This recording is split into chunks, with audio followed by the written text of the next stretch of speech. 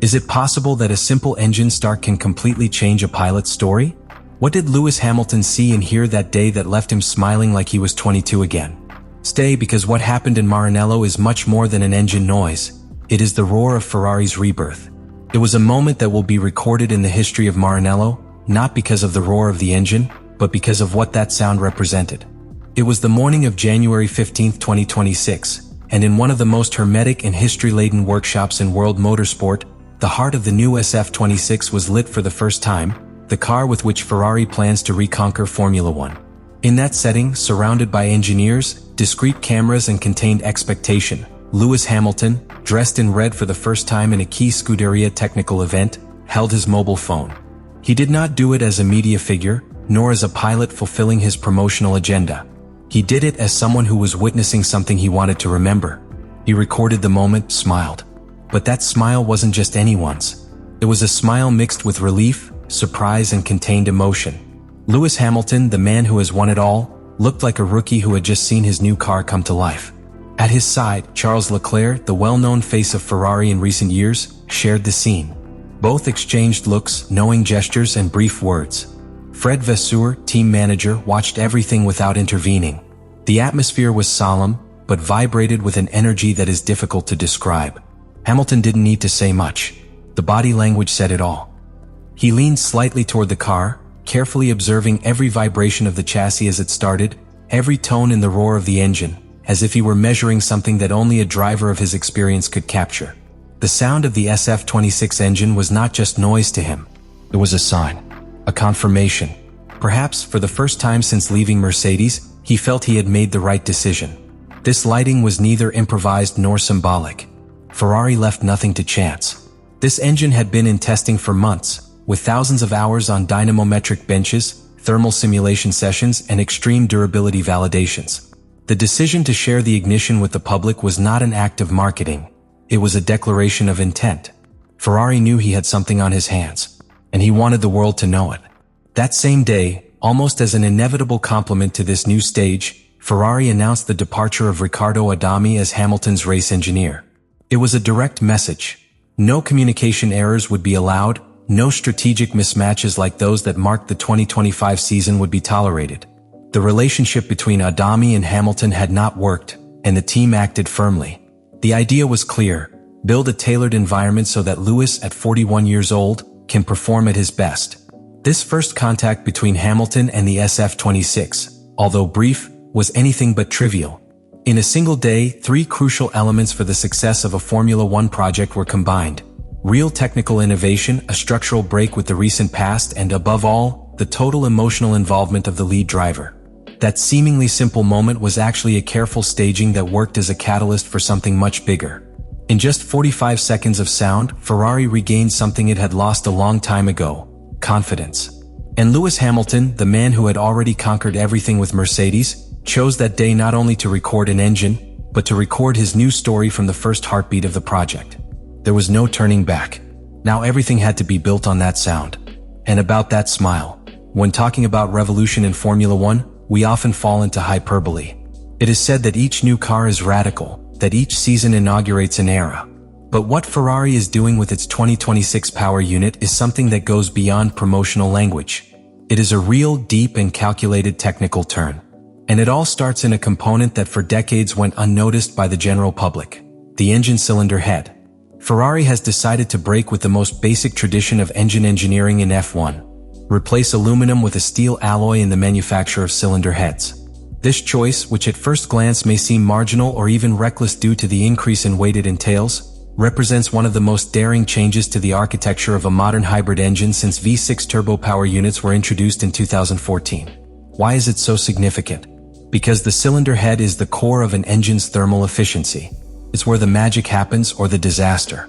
It's where fuel explodes, where pressures reach crazy levels, where the slightest design error can ruin a race, a season, or an entire project. In that hostile environment, steel provides superior structural strength, allowing Ferrari engineers to play with combustion parameters that would be unthinkable with aluminum. Thanks to this rigidity, they can now operate with more aggressive ignition advances, higher internal pressures and temperatures that border on the limit of the technical regulations. In practice, this translates into greater efficiency, less energy losses, more useful power. But the real trick is how they have made this engine not only powerful but also consistent. Because it's one thing to create a powerful explosion in the combustion chamber, it is quite another to make that explosion occur 15,000 times per minute for 2 hours without failing once. To make this possible, Ferrari did not act alone. The alliance with AVL, the Austrian engineering firm, was essential. AVL provided state-of-the-art thermomechanical simulations, multi-season test bench validation, and helped develop a specific steel alloy that balances thermal resistance, conductivity, and fatigue tolerance. The first firing of the SF-26 engine was a symbolic moment. But in Formula One, symbolism only has value if it is accompanied by results. And what is coming for Ferrari is not only a technical opportunity, but an immense pressure, rebuilding from the foundations an empire that has been chasing its own shadow for 2 decades. And they will do it with the most successful driver of all time as the visible face of the project. The bet is total. The margin of error, 0. Ferrari enters the 2026 season having hit rock bottom in 2025. A campaign without victories, marked by strategic errors, lack of coordination in the pits, and a dysfunctional relationship between Hamilton and his race engineer. 4th place in constructors was more than a disappointment. It was a wake-up call for an institution that for years had lived off of historical inertia. Something had to change. And the change was not partial, it was structural.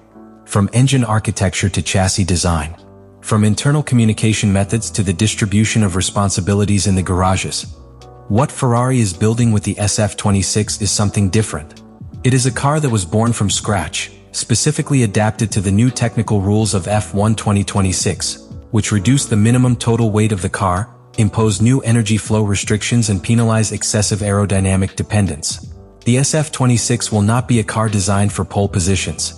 It will be a car designed for the long term, to withstand the thermal demands of the new compounds, to perform consistently in long runs, to be strategically managed in the race by 2 drivers with completely different styles. Part of Ferrari's success is at stake in that balance between Leclerc and Hamilton. Charles represents the emotional connection with the fans. He is the pilot of the house, trained in the academy, the natural heir of the project. Lewis, on the other hand, arrives as the veteran architect. The one who has won in all contexts. The one who understands that victories are not born from desire, but from the system. Both are different pieces but necessary. And for the first time since they shared a team, everything indicates that the technical structure is designed to integrate their strengths, not to confront them. But not everything depends on engineering. In Formula One, empires do not resurface just because of new parts. They resurface when there is a renewed culture.